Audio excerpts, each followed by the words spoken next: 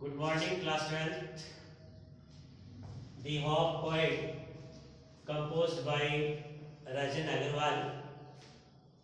I have already told you about all the questions of the poem The Hawk, A, B, C section. But today I am going to explain these sections only two questions. The Hawk poems. First, write a critical appreciation of the poem. यानी कि इस कविता का उचित आलोचनात्मक बताना है, इसके बारे में, पोएम के बारे में, इसका टाइटल बनाना उचित. The poems title is appropriate and suggestive. यानी इस कविता का जो शीर्षक है वो उचित है और सुझावात्मक है. A common vocabulary is used in this poem. इस कविता के अंदर एक सामान्य या समान vocabulary जो है वो यूज की गई है. It is lucid, यह स्पष्ट है, and it enhance the thoughtfulness, और यह विचारों को बढ़ावा देती है. The poem presents examples of birds and trees. यानी कि इस कविता में राजन अग्रवाल जो है उदाहरण देता है इस हॉक के बारे में, बर्ड्स और ट्रीज का, यानी पक्षी और पेड़ का. It has only one stanza, इसका एक ही पद्यांश है. किसका? बर्ड्स और ट्रीज का. It has written in blank verse, यह रिक्त छंद में लिखी गई है. Picture of birds and green leaves आ रही है. Picture of birds and green leaves, birds यानी कलियां एंड ग्रीन लीव्स और हरी पत्तियां को यहाँ चित्रित किया गया है. तो इसका जो टाइटल है वो बहुत ही एप्रोप्रिएट और सजेस्टिव है. ये है इसका क्वेश्चन नंबर 1. और question number 2, explain the major benefits of hope as described in the poem. यानी कि इस कविता के अंदर आशा के जो मुख्य लाभ है, इस प्रकार उसका कविता के अंदर वर्णन किया गया है, उसको स्पष्ट करना है. तो कई बेनिफिट्स जो है इसमें बताए गए हैं कि hope makes life go on, hope makes life sustain, है ना. We could survive in past because of hope. यानी बहुत टाइप के एग्जांपल्स जो है हॉप के बेनिफिट जो है वो इसमें बताए गए हैं. तो देखिए इसका फर्स्ट लाइन जो दे रखा है, the benefits of hope are following. The benefits of hope are following, यानी कि आशा के जो लाभ है वो निम्नलिखित है. अब पहला लाभ क्या है? Hope makes feel us pleasure. Hope हमें आनंद महसूस करवाती है. Some by kill negativity inside a human being. यानी कि मानव जीवन के मस्तिष्क में जो नकारात्मक विचार होते हैं, तो यदि एक व्यक्ति जब हॉपफुल हो जाता है, आसानित हो जाता है, या किसी चीज की अपेक्षा करता है, उस दौरान उसके दिमाग में जो नेगेटिव विचार चलते हैं, जो नेगेटिव थॉट्स जो चलते हैं, उन थॉट्स को समाप्त कर दिया जाता है, या वो नेगेटिव विचार जो है वो विलुप्त हो जाते हैं.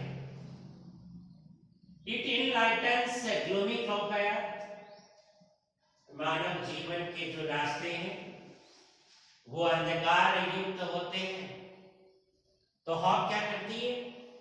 ये मानव जीवन के जो रास्ते हैं, जीवन के जो मार्ग है, उनको इनलाइटन्स करती है, मतलब आलोकित करती है, प्रकाशित करती है. यानी कि इंसानों को रास्ता बताती है. कौन?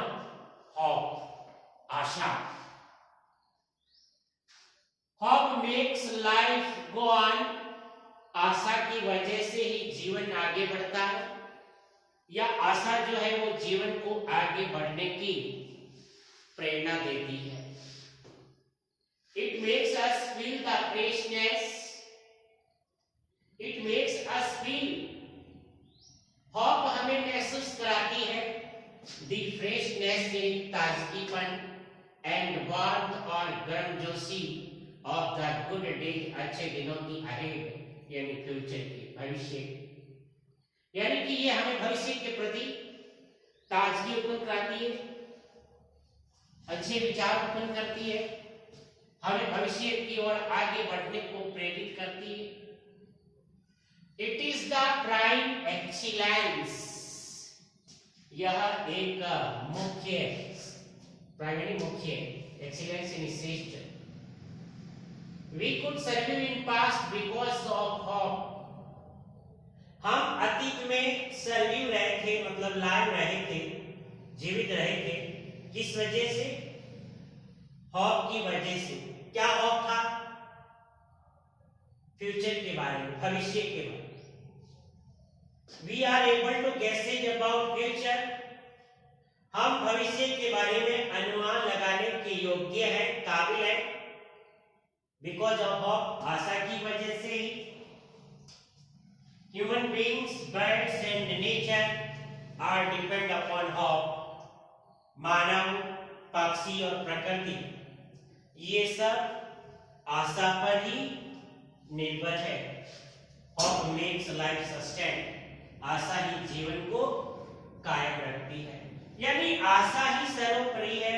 हम हर चीज की अपेक्षा करते हैं, हम हर चीज की आशा करते हैं, यानी कि राजन अग्रवाल ने हमारे जीवन के अंदर होप का जो महत्व है उसके बारे में विस्तृत रूप से इसको एक्सप्लेन करके हमें समझाया है। यानी कि उसने ये भी आपको बताया था चैप्टर के स्टार्टिंग में कि अलग मतलब लोग अलग अलग हॉप के जो प्रकार हैं वो बताए गए हैं, यानी लोगों ने हॉप के अलग अलग नाम दिए हैं, लेकिन कवि ने हॉप का नाम दिया था सोल ऑफ क्रिएशन, यानी कि आत्मा का सर्जन। सोल ऑफ क्रिएशन यानी आत्मा का सर्जन। तो ये राजन अग्रवाल के द्वारा लिखी गई बहुत ही अच्छी पोएम है, तो आप इसको अच्छी तरीके से पढ़ेंगे, ठीक है ना। अब इसमें मैं थोड़ा इसको परिचय दे देता हूँ राजन अग्रवाल का। Rajan Agarwal was born in 1991 in a town called Singhana in Jhunjhunu district in Rajasthan. Jhunjhunu जिला जो है उसमें सिंगाना का गांव है, राजस्थान राज्य का, वहां उसका जन्म हुआ था, ठीक है ना। इसने लगभग 50 कविताएं लिखी है, ठीक है ना। इसलिए अब आप जो है इसके बारे में अच्छी तरीके से इसको पढ़ेंगे, इसका समरी याद करेंगे। समरी मैंने आपको लिखा दी है पहले ही, फिर इसके सारे क्वेश्चंस करवा दिए, अच्छी तरीके से याद करना है, ठीक है।